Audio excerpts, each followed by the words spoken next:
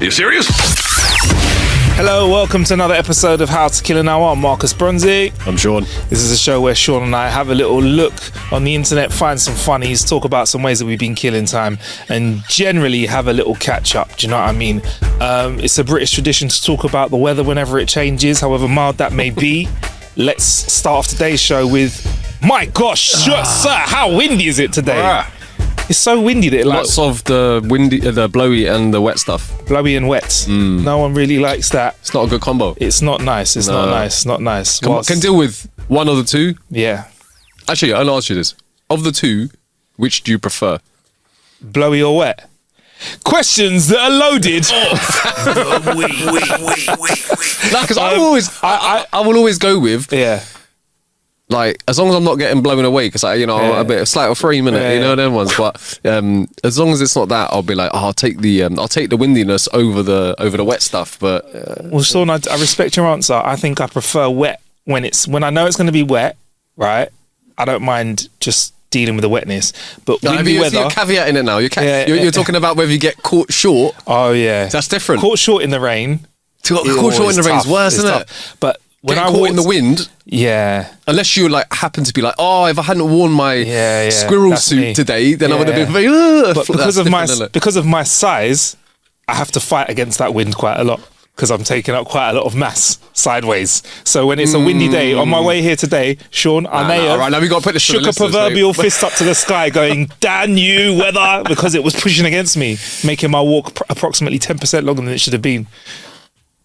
I want to put absolute fucking nonsense.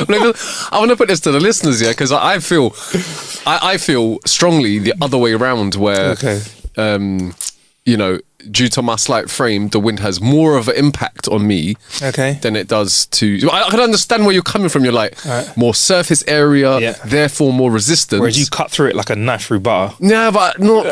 My standing side. Let's try and stand sideways. What are you doing that? What? When my shark hat. You know, when you wear your Tron hat or whatever it is, that makes you like nice. Wow. I don't know. I still feel. But maybe we'll put this to a test. This will be like what's that program that they do when they demystify? Mythbusters. It's like Mythbusters, except we're not mything a bust. We're not busting a myth. It's like Mythbusters, but instead of if they busted myths, we just ask questions. No. If you create a myth. Okay, let's create a myth. You can go ahead and then bust it afterwards. Let's create a myth then. What's the myth, Sean? I don't know. Are you more susceptible to wind if you are smaller and lighter or larger and heavier? I've never heard a myth that sounds more like a question in my life, but fair enough. Let's call it a myth. Or isn't. So that's what you've got to say at the end. Or does it? That's what you have to say. So go on, try it again. We'll make it into a myth. Go on. Kill me now. All right, Sean, right. Because I love you, bro. Because I love you, bro. We'll bring up some dramatic music, Okay. You can ask it, and then we'll say, then we can say, or is it at the end? Okay. All right, you ready? Okay. All right, cool. Let's do this then, Sean.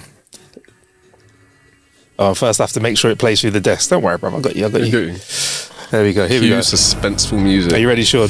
I don't know. I need to hear the suspenseful music first.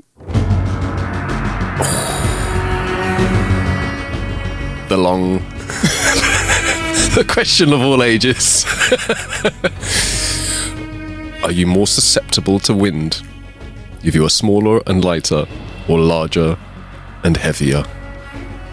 I was going to say, or are you? Anyway, do let us know. If that's the case. Are you more susceptible to wind or not? We will ask the group and then see what they say back. I hope you guys have a more fitting answer than me and Sean did. Anyway, let's get into our jokes of the week, aka our jokes. Right. This is where Sean and I tell each other some jokes and have a laugh. Feel free to get involved whenever you fancy.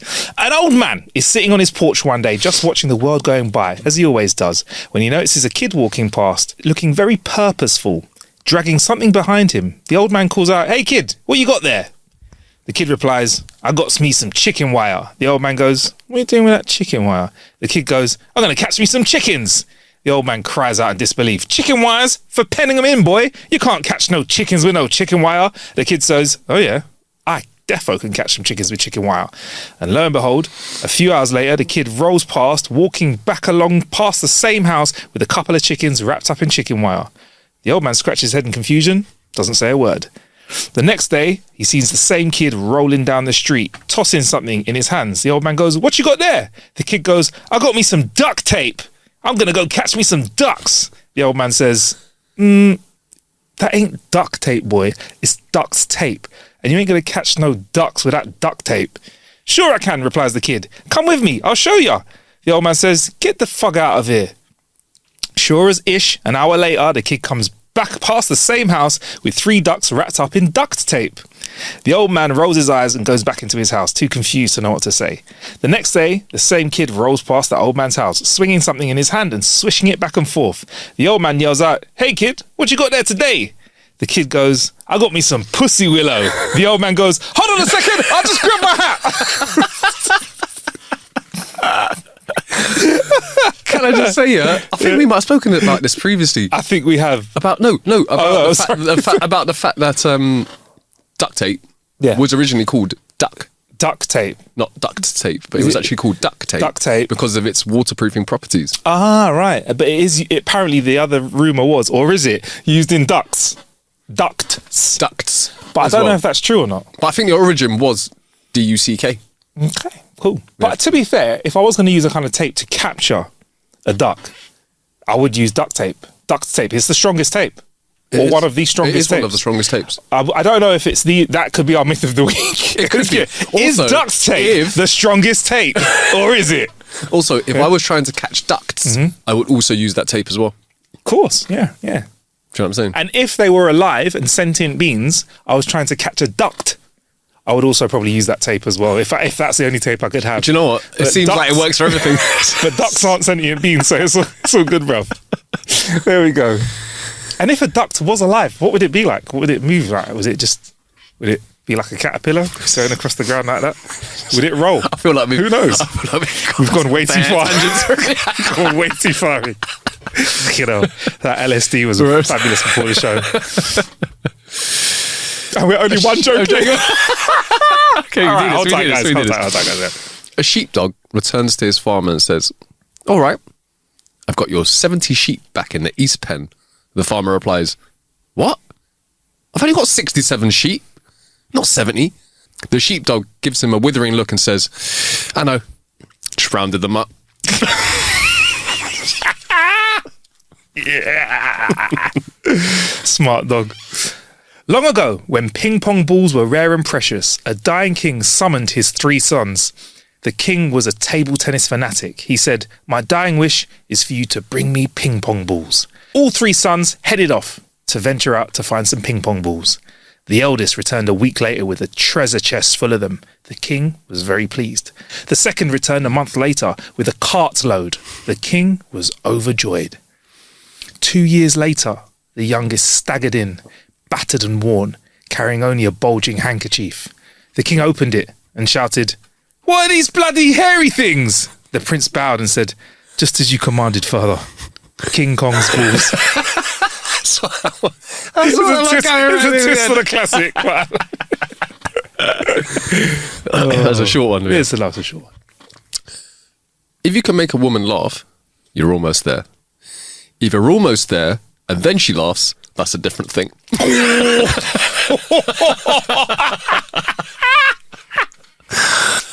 Oh, that is wicked. That is tidy. I like that one. I like that. A few guys will be like, oh.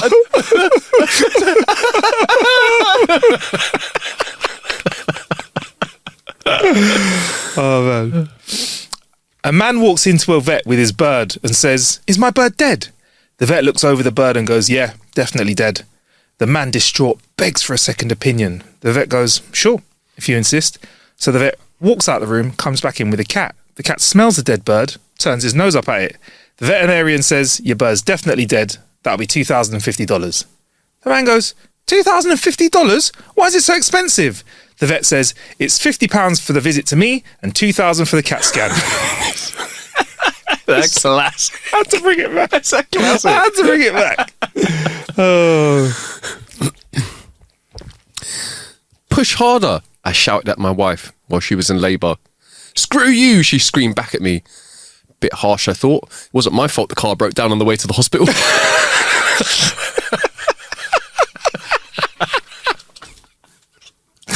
Oh, that's a cool one. Oh, I like them ones.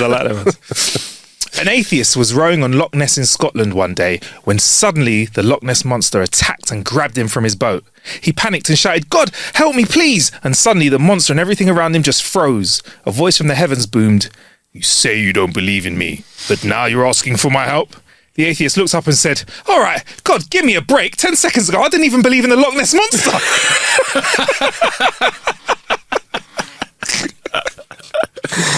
Oh, we got some little ticklers today, innit? Yeah, little ticklers. A mum is putting her little boy to bed. She sings him a lullaby, but he doesn't fall asleep. She sings a second one.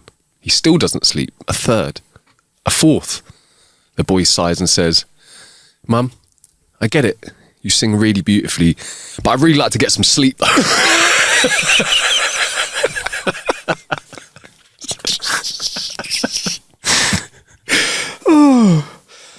That's really fucking good. I like that. Because there must be kids out there that are just, they can't say it. They're like, I'm looking at the mum going, "Will you shut the fuck up?"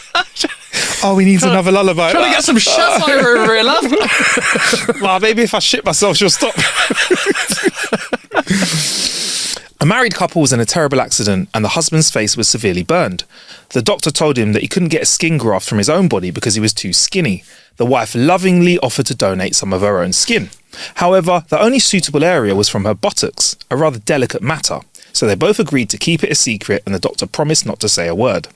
After the surgery, everyone was amazed by the man's transformation. He looked more handsome than ever. Friends and family couldn't stop complimenting him on his fresh, youthful face.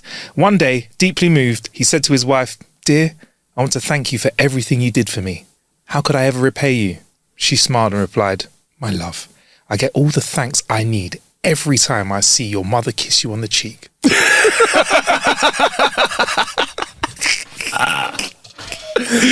Oh, savage. Little Johnny is playing in the yard when he gets a wood splinter in his hand. He runs to his teacher shouting, "Cider, cider, cider." His teacher calms him down and asks why he needs cider. He says, "I've got a splinter in my hand, so I need cider." The teacher's confused and says, "Why would you need cider for a splinter, Johnny?" Johnny explains, "Well, I overheard my sister talking to a friend and she said whenever she gets a prick in her hand, she puts it in cider." Ah, little Johnny. He knows what he's doing. Oh, wonderful Johnny joke there. I like that. "Boss, do you know why I've invited you into my office?" Employee, "Because I accidentally sent a nude pic to you." "Boss, stopping pouring wine into 2 glasses. Accidentally."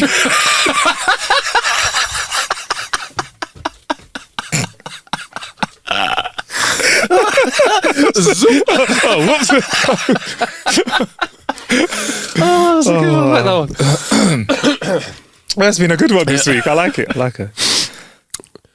A guy tells his buddy, "My wife ran off with my best friend Mike yesterday." His buddy says, "Mike? Since when has Mike been your best mate?" "Since yesterday."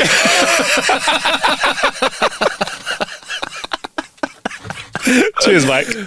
Cheers, Mike, man. Legend. What a ledge. A man in an Ohio Walmart tries to buy half a cauliflower. The young assistant tells him that they only sell whole cauliflowers. The man persists and asks to see the manager. The boy says he'll ask his manager about it. Walking into the back room, the boy said to his manager, "Man, some ish for brains wants to buy half a cauliflower." As he finished his sentence, he turned to find the man standing right behind him. So he quickly added, "And this gentleman kindly offered to buy the other half." The manager approved the deal and the man went away. Later on, the manager said to the boy, "I was impressed by the way you got yourself out of that situation there. We love people who think on their feet here." "Where are you from, son?" The kid said, "California, sir." "Well, why did you leave California?" said the manager. The boy said, "Well, there was nothing there but porn stars and cheerleaders up there." "Really?" said the manager. "My wife is from California." "Are you kidding?" replied the boy. "Who did she cheer for?"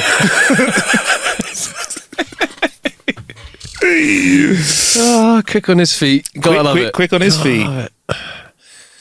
This one's called Small Town Gets a New Cow. Okay. The only cow in a small town in USA stopped giving milk. The people did some research and found that they could buy a cow from BC, Canada for $1,000 or one from Alberta, Canada for $800. Being poor, they bought the cow from Alberta. The cow was wonderful. It produced lots of milk all the time and the people were amazed, very, very happy. They decided to acquire a bull to mate with the cow and produce more cows like it. Then they would never have to worry about the milk supply again. So they bought a bull, put it in the pasture with their beloved cow. However, whenever the bull came close to the cow would move away. No matter what approach the bull tried, the cow would move away from the bull and he would not succeed in his quest. The people were very upset and decided to ask the rabbi, who was very, very wise, what to do. They told the rabbi what was happening. Whenever the bull approaches our cow, she moves away. If he approaches from the back, she moves forward. When he approaches from the front, she backs off. An approach from the side, she just walks away to the other side. The rabbi thought deeply about this for a minute and asked, "Did you happen to buy this cow from Alberta?" The people were dumbfounded. They had never mentioned where they'd gotten the cow from. "You are truly a wise rabbi," they said. "How the heavens did you know we got the cow from Alberta?" The rabbi answered sadly, "My wife is also from Alberta."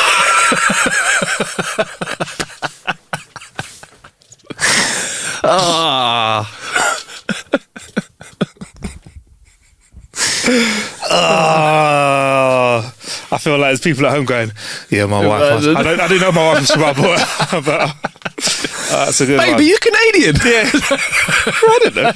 And those were our jokes of the week.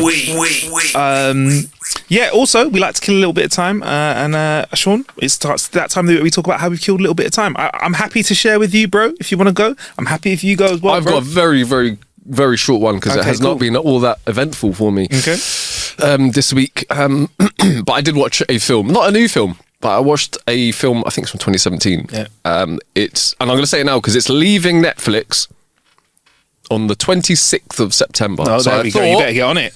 I thought I better get on it.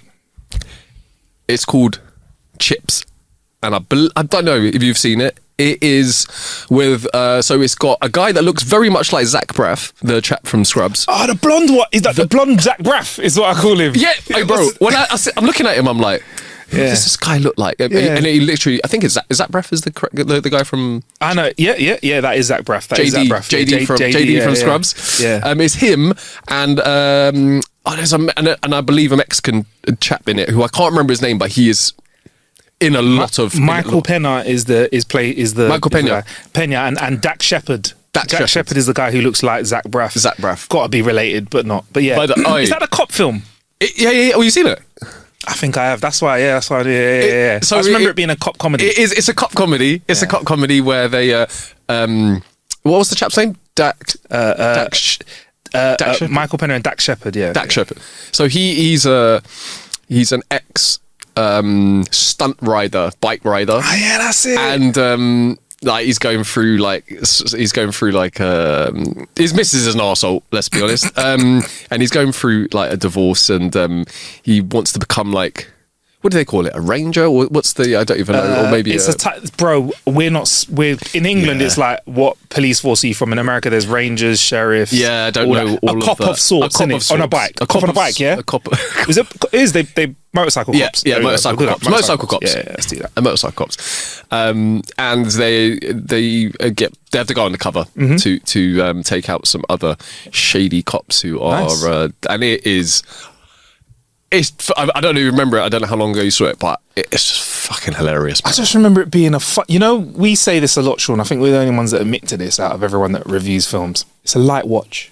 Oh, you're not going to watch it and it's not going to rock your world. It's not going to be, and I mean this with all respect, I'm not going to call it the funniest film I've seen. It's a pleasant watch. You can watch it, especially if you're a bit like, got a bit of a cold or a bit under the weather. You don't want to watch anything that requires too much from you, right? Exactly. You want to watch something that kind of just, it's like I don't know, it's like a bowl of soup, innit? Yeah. It's a bowl of soup. Although I will say this, there were some bits in it which had me like full on, full on belly laughing. Like maybe I'll stick it on again. Give it another. Check it out. Maybe a beer.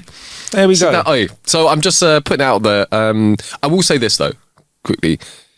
The one thing that surprised me about the film was there were a handful, and only like 3 or 4, but they're bits that I think that maybe you wouldn't have liked. Well, there's some gruesome bits. There was, yeah. and it completely takes you off guard because the rest of the film is not set out like that. But there's about, I can remember 3 off the top of my head where I was like, damn, like I wasn't expecting that at all. It was just like it was a bit shocking, and they do that like 2 or 3 times where you're just like, it catches you off guard because it's fun and lighthearted, and then you have like and it's supposed to be like gruesome and maybe very slightly funny at the same time, but they're a bit like, oh. Yeah, like, shit, a bit like the boys kind of energy. Yeah, that's a good point. Well, then so 26th September, it's leaving Netflix. Chips, guys. Like, I think you'll really enjoy it. Have a watch, and if you do, let us know. If you don't, also let us know. It'll be interesting to see what your take on it is. But I'm a bit of a simpleton, and as B said, it's kind of like it's a light watch. It's a light watch. Yeah. I've been gaming a bit. What have you been playing? There is 2. I've been playing 3 games actually, but I'll tell you about 2 of them today because the third one we can get back to another time. I went back a little bit and I played 2 games. There's Space Marines 2 and Hell Divers 2. Space Marines 2 is based on Warhammer, so it's got lots of lore in it where you play this genetically modified big hench dude which kills aliens. Amazing. Is it like a hack and slash? It's kind of like it's third person. It's hack and slash, but you got like progression system. You got a chainsaw, sword, and you got machine guns, but you can do it co-op with your friends. So think of it: Gears of War crossed with Starship Troopers, with the lore of people that are like, yes, my father, I will have a sword, but the sword also has a chainsaw in it, and you like stick it. You can stick it in an alien's throat and split it in half, basically, and like you that are kind of stuff. Selling this to me. I'm not gonna lie. And then there's Hell Divers 2. Which again is based in space, but for the democracy, you and a group of people get together and go down to different planets and destroy Starship Trooper style aliens, other techie aliens. Are you colonizing the universe? You are colonizing the universe. Both of these are basically colonizing in a sci-fi way, which is enough of a few degrees of separation enough for us to enjoy them as humans. I'll say this, right? Both very similar. We could both play both. Okay. On PC, Xbox, and PlayStation. Both of them you can do multiplayer or sync by yourself. Differences between them, I will say the story and the graphics of Space Marines 2 looks amazing. When you put it in performance mode, that blood glistening off your head top looks mad. Gameplay wise though, Hell Divers was much more fun to play with other people, and the weapons do look a bit cooler as well. Are they both like you can do the full campaigns co-op? Yeah. You can do single. You can play them by yourselves. They both have like single. You can play by yourself, or you can call in other people. I think the multiplayer aspect of Hell Divers is better. Hell Divers, they've set it up so there's this massive universe, and like 40,000 people are trying to take over. Like 40,000 actual players are trying to like take over where aliens are on a planet, and you kind of all have to club together to attack different parts of the map. Otherwise, the aliens will win. And as we're taking how many people are you playing this online with? Online, there's about not at the same time in the same place, but online there's about 150, 200,000 people playing at the moment. And at the time that you're playing, how many people are you playing? There are I've seen up to 4 people. I don't know how many people on the map at the same time. But do you all 4 of you go? Yeah, all 4 of you go and co-op it. But as in like, do you go like 2 people go to one one planet 2 people go to other planet, or all 4 of you go to one planet and mash up the thing? So 4 people per mission, but I went in with Richie Driss. We dived into an area and we played for a bit, and I had this thing called an SOS beacon. I was like, what does it do? Fired it off, nothing happened. But then when I played quick play another time, it found someone else's SOS beacon and we go in and help them. So if you're playing, you fire off an SOS beacon, someone else in some other part of the world can come down and help you and stuff. So that's like, pretty sick. You feel like you did it together. Both games are cool. I'll say Space Marines looks beautiful, but doesn't have as much variation on the enemies and guns. Hell Divers has some mad guns. It has like some Tony Stark laser which cuts through everything. You can call in air support. If you hell dive in your little pod and you aim it right, you can land on aliens and stuff like that for a laugh. It's like Starship Troopers. Okay.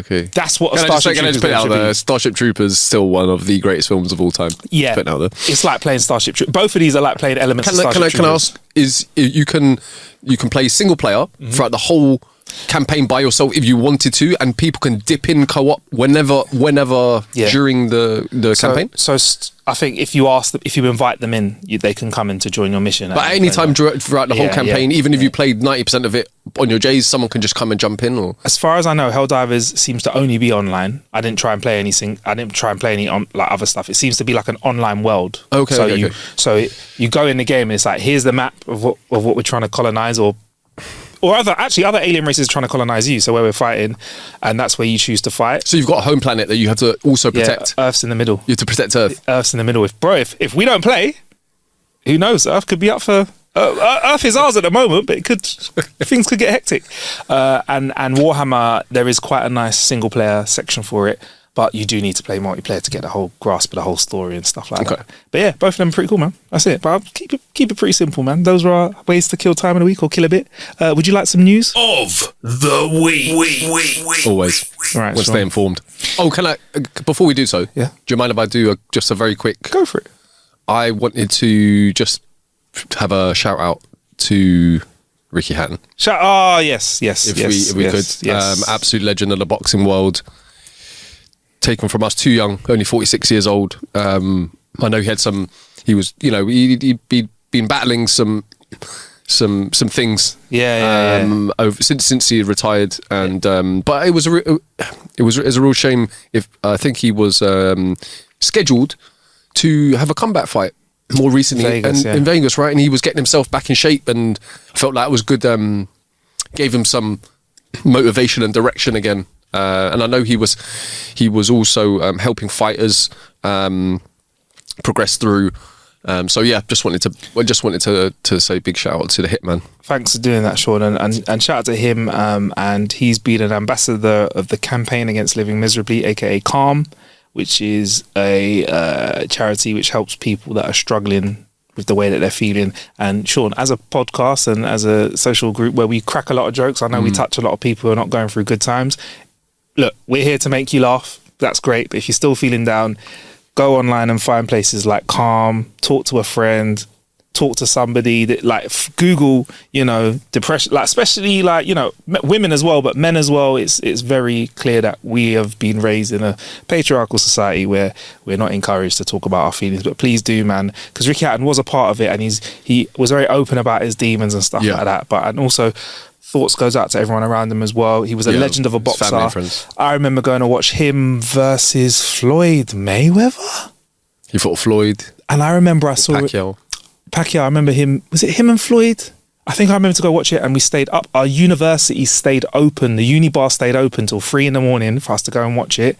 It was great, and we saw a very young. Oh my gosh, I'm sorry. He just got beaten by Terence Canelo. A very young Canelo was an undercard on a Ricky Hatton fight, and us going, flipping hell, this guy looks like he's going to be a world-class boxer. And he looked so young, and it was so shocking to see Canelo. But yeah, man, so Ricky Hatton, a staple part of British boxing. Oh man, legend. He gave us some amazing nights. Kostya Tszyu was one of the great nights that sticks in my head. So yeah, big up Ricky Hatton, and shout out to his family and friends. Exactly. They're going through a lot at the moment. And listen, if you don't know him or you're not as into boxing, definitely someone worth going on YouTube and watching some of their fights. Amazing fighter. And what a legacy to boxing as well. Big up himself, man. Thanks. If very quickly can just over to the Terence. I've just got to put it out there, man. One of the greatest fights I've ever seen, man. Because there wasn't much shit talking between them, because there was respect. It didn't get as much press because no one was saying who the fuck is this guy? None of that stuff. Can you just give us a summary of what we saw? So I think the Terence coming up from super welterweight, coming up 2 weight classes to fight. I mean, some people say 3, but there's coming up 2 weight classes to fight for the super middleweight championship of the world that Canelo has held for a while now. Canelo's also gone up to light heavyweight, but has also boxed as he was coming up welterweight, super welterweight, etc. as he was getting heavier. So this was the bigger, more powerful man versus the smaller, probably more technical boxer, and divided opinions so much because it was very, very difficult to tell whether Canelo would just hit him and he just wouldn't be able to take that power. And that was one of the, even after the first couple of rounds where he hadn't connected with a headshot, you were like, you just didn't know he could hit him with one headshot and that would just be absolutely it. And so it was absolutely fascinating. I think Terence being the older man by more than 3 years, people were like, oh, he might have been, maybe it's a little bit too late for him. But also, Canelo, if you look at the amount of rounds and fights that Canelo's had, Canelo's had twice as many rounds as Crawford has had. He has, and you can see it in his face. Yeah, but you can see it in his, like, honestly, no joke. He can see he's boxed. Like, you can see he's been in the also, ring. Yeah. I'm just going to put it out there. I mean, people can tell me if they disagree with me. I don't know anyone who is as hardy as Canelo is to damage. Go online now. Listen, if you're not a boxer, type in Terence Crawford left hook. I think it's a left or right hook. And Canelo, there's a shot that he takes to the face that twists his whole body around. Yes, left. So it's Crawford. So Canelo comes in with a right cross. Crawford just slips it, hits him with the left. Okay, so I'm going to put it out there. It does make him spin round. Yeah, but it's also part of his boxing intuition that he turns away from punches so that they hit less. So you can see sometimes people get hit, but they're already turning. Yeah. And that was one of them ones. But bro, you could see there was power in it. But the thing is, what's mad is he took it, he moved, but he didn't look like he was. And this is the thing. Before the fight, people were saying, "Oh, maybe Terence stops him," and because I said before the fight that I thought that Crawford was going to win, but that's me like. Absolutely having to pick because I was like, oh, damn. But people were saying, oh, maybe he'll stop Crawford, and I was like, maybe he'll stop Canelo, and I was like, bro, nobody has stopped Canelo. Yeah, like he went up to light heavyweight for Dimitri Bivol, who's a big guy and extremely skilled, and he wasn't able to knock Canelo out. So I'm like, Terence coming up from super welterweight.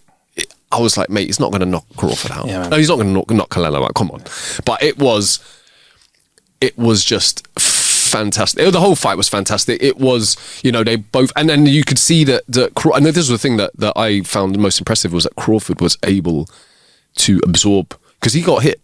Yeah, man. There's like when you're fighting up against someone that's skilled, you're going to get hit, and he got hit clean, and he took the punches, and then I started getting like because he started feeling himself, Crawford, and I was like, the part of me was like. Don't fuck it up. Don't do that. Don't showboat because you're gonna get knocked out if you do. And he just became. I think for him as well, it was a thing. You don't know at that point. Once he took the body shots, because Canelo's body shots are strong, man. Horrible. He's horrible. Guy. One of the some of the worst body shots or best body shots, whichever you want to look at it in the world, especially in like the middleweights and stuff. And I think once he took that shot, he was like. Do you know what? I can take the power. Yeah. And then once that was the case, shoulders loosened and fantastic what a phenomenal. I mean, can I just did you watch the entirety of the? I watched the highlights. Then I went back and I watched I had to watch the whole thing because it was. I'm not as into boxing, but it was you can tell you're just watching high level boxing. And you're also pinnacle, absolute pinnacle. That's what it was as well. And you're watching like probably one of the greatest fighters of all time. I know that gets thrown around a lot, but what Terence has done now. Both of them, are two of the greatest generational fighters who have ever lived. That I don't think you can, if you look at Crawford, if you look at Canelo, he's lost against Mayweather, in his pomp, Mayweather's pomp. He's lost against Dimitri Bivol. Bro, Canelo was 5'8", bro. And he went up and fought at light heavyweight and knocked out, what was his name? Kovalev? If that's correct, give him a K, I can't remember. Knocked him out to win the belt.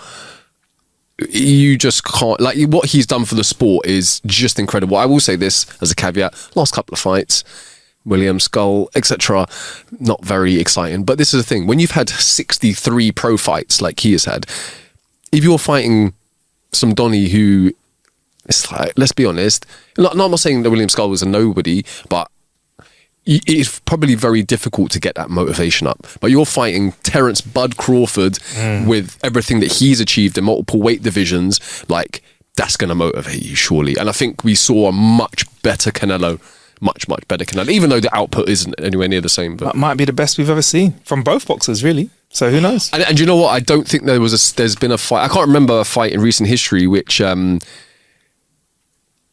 think his legacy was almost riding single-handedly on this one fight. Because some people say, "Oh, he's never fought a great boxer." He's fought some top boxers, man. The way he dispatched Errol Spencer's a top boxer as well. And people were saying, "Well, if he loses against the first great boxer he's come up against, it's going to tarnish his legacy." I was like, Stoney's coming up two weight classes. It doesn't happen.